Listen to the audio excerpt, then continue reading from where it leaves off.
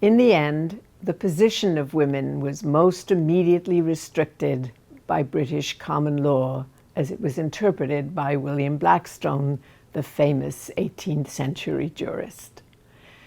Blackstone's compilation of law made a point of placing women under the protection or under the cover of their husbands or fathers.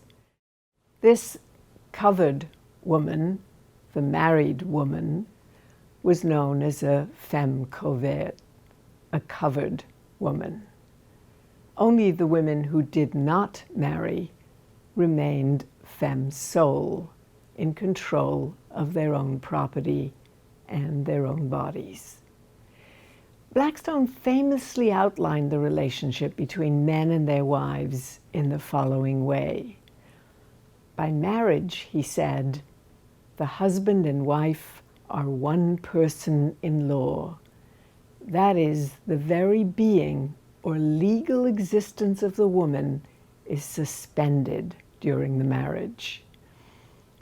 Incorporated into the person of the husband, a woman lost her voice and gave up control of her income and her property. Even the clothes on her back belonged to her husband. In those rare instances where a married woman decided to leave the bed and board of her husband, she might be accused of stealing even her own clothes.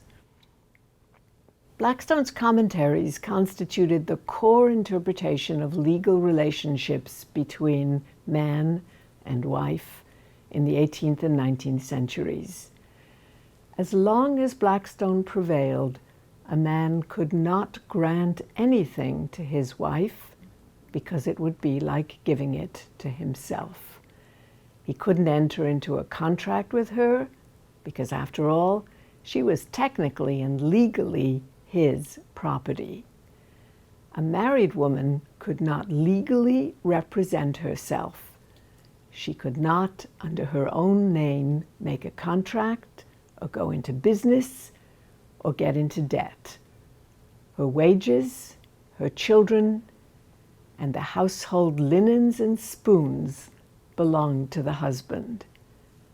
If she expressed an unwarranted opinion, her husband would be held accountable.